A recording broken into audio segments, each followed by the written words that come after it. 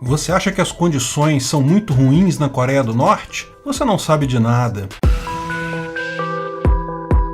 Esse é o Visão Libertária, sua fonte de informações descentralizadas e distribuídas. As condições são muito piores do que você imagina. Sim, recentemente tem circulado informações sobre fome ampla na região. Acredite, a situação está desesperadora agora, mas sempre esteve muito ruim. A fome é uma constante na história da Coreia do Norte, como via de regra de todo o país comunista, de todo país que acha por bem substituir o sistema de preços por um controle centralizado. Como era esperado, a economia da Coreia do Norte muito rapidamente descambou para a ineficiência. Mas não é só isso, a coisa lá é muito pior. A agricultura, que nunca foi muito forte por lá, acabou também sendo um desastre desde o início do país. Quer entender por que as coisas ali deram errado tão rápido e ainda assim o sistema comunista se mantém até hoje? Eu vou explicar com base no livro Caro Leitor, uma autobiografia não autorizada de Kim Jong-il, escrita pelo libertário americano Michael Malice. O grande herói libertador da Coreia do Norte foi Kim Il-sung,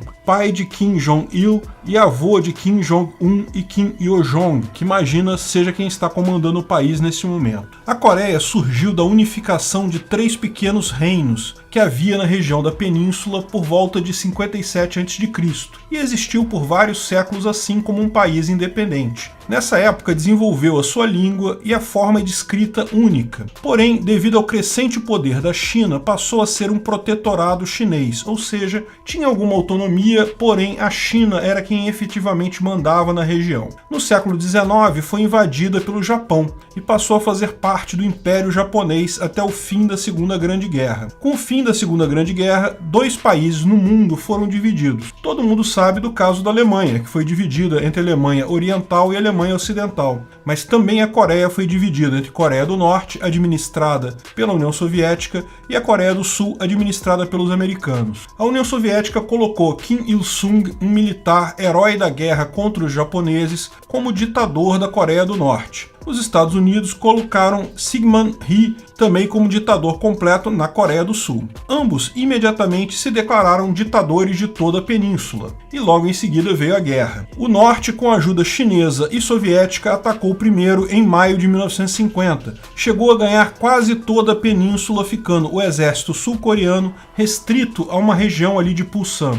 Então as tropas americanas chegaram em setembro daquele ano e viraram a guerra. Retomaram não apenas toda a área original da Coreia do Sul, mas também quase toda a Coreia do Norte. Em novembro de 1950, os exércitos da Coreia do Norte ficaram restritos a uma pequena região na fronteira e na região nordeste do país. Porém, novamente, a China mandou reforços e no final as fronteiras ficaram mais ou menos as mesmas do início, que são mais ou menos as fronteiras que temos hoje. Detalhe, os países nunca declararam o fim da guerra, nunca houve um armistício. Em tese, ainda estão em guerra até hoje. Após a guerra, sob a orientação de Stalin, Kim Il-sung resolveu implementar o comunismo com o mesmo rigor e força do seu amigo russo. A primeira coisa que ele fez foi criar o sistema Songbun, um sistema de castas da Coreia do Norte. Sim, exatamente isso, similar ao que acontecia no passado na Índia. Você recebe uma classificação do governo que diz que tipo de cidadão você é. Dependendo da sua casta, você terá mais ou menos direito. Para iniciar o processo, foi feito um enorme censo no país,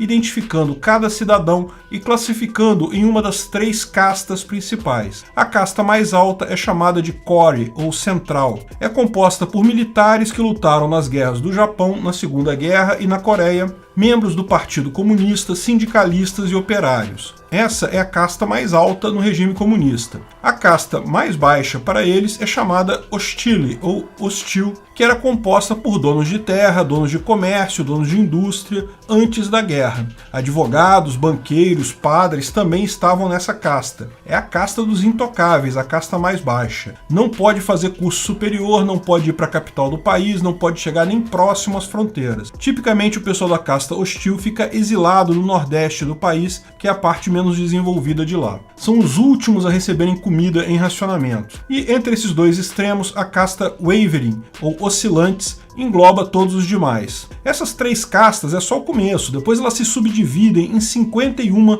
subcastas, e a sua vida é determinada por elas. Pior, os seus filhos terão a mesma casta sua. Lógico, se forem a casta alta, terão a possibilidade de estudar numa universidade, ter um bom emprego. As castas baixas, por outro lado, estão condenadas à pobreza irremediavelmente. Se você se casar com alguém de uma casta inferior, a sua casta é diminuída para a casta menor. Existem raríssimas situações em que alguém sobe de casta, mas por qualquer motivo pode-se ser rebaixado. Agora, imagina tirar, por exemplo, todos os proprietários de terra do campo e colocar lá outras pessoas para cultivar os campos. Imagina tirar todos os comerciantes, advogados e banqueiros e colocar outras pessoas sem experiência para realizar essas tarefas. Você consegue imaginar? Como você pode imaginar, o resultado foi trágico. Muito rapidamente começou a faltar de tudo na Coreia do Norte. O efeito da impossibilidade do cálculo econômico no socialismo, vocês sabem, leva algum tempo para aparecer nessas sociedades. Mas, com medidas tão absurdas, ao contrário da União Soviética, a economia na Coreia do Norte degringolou muito rápido. Porém, enquanto a União Soviética existia e tinha interesse em manter países comunistas no mundo, a situação era confortável. A União Soviética garantia subsídios e comprava os poucos produtos ineficientes criados pela Coreia do Norte, meramente para manter o país vivo. Com isso, Kim Il-sung estabeleceu uma ditadura de forma muito dura, quase religiosa. Toda casa na Coreia do Norte precisa reservar uma parede para a foto do grande líder. Os professores atribuem a ele qualidades quase divinas mesmo. O problema todo começou quando a União Soviética colapsou. A Rússia não tinha interesse em subsidiar a Coreia do Norte. A Coreia do Norte não conseguia produzir comida para alimentar seus próprios habitantes e não conseguia produzir nada que tivesse valor para ser trocado com outros países por comida. Kim Il-sung tratou desse problema com a tradicional solução comunista. Lançou um problema conclamando os norte-coreanos a diminuir de 3 refeições para 2 refeições por dia. Pronto, problema resolvido, certo? Grandes soluções da história do socialismo. Afinal, quem se importa com quantas calorias cada um precisa consumir por dia, né? É só comer menos. Lógico, isso junto com um sistema de casta que fazia com que as castas menores tivessem menor prioridade na distribuição de comida,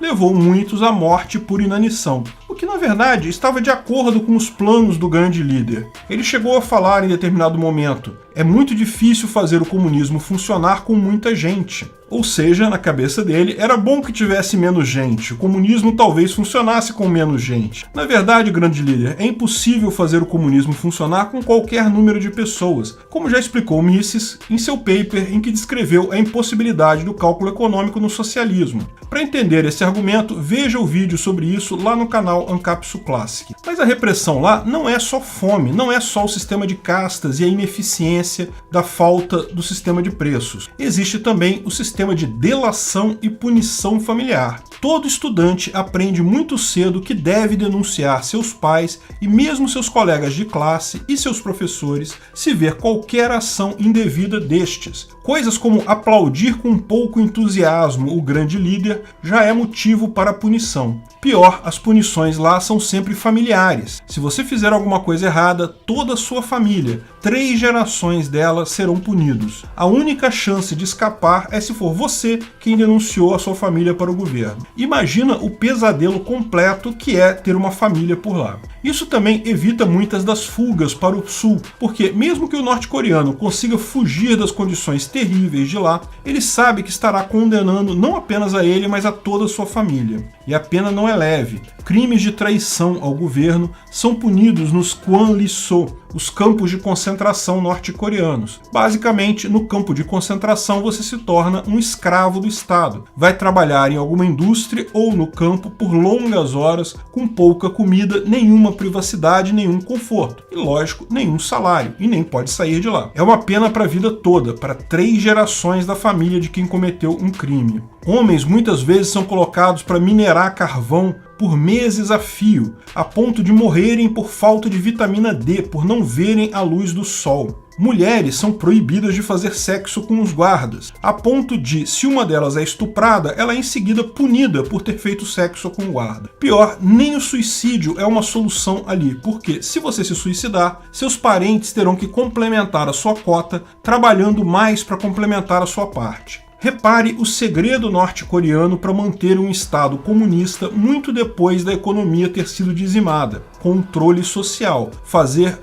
Pessoas denunciarem umas às outras, e 2. Criar penas familiares. Além da figura da pessoa que transgrediu a regra, toda a família responde por isso. O Estado é incapaz de controlar cada pessoa em um país, mas se ele consegue fazer com que uma pessoa controle a outra, ele chega muito próximo dessa onisciência. Pior, expandindo a punição para toda a família, literalmente punindo inocentes pelo mero efeito de consciência do culpado, torna menos provável a transgressão da lei por lá, torna maior a força para as pessoas obedecerem ao grande líder. Nem Stalin foi tão cruel assim na União Soviética, nem Mao Tse-tung chegou a esse nível de crueldade. Embora a Coreia do Norte tenha conseguido uma sobrevida impressionante com a economia totalmente destruída apenas com controle social, isso só se mantém de pé devido ao controle da informação. Apenas um pequeno grupo de funcionários do governo pode acessar a internet lá. Jornais, televisões, revistas vão sempre te mostrar propaganda estatal o tempo todo.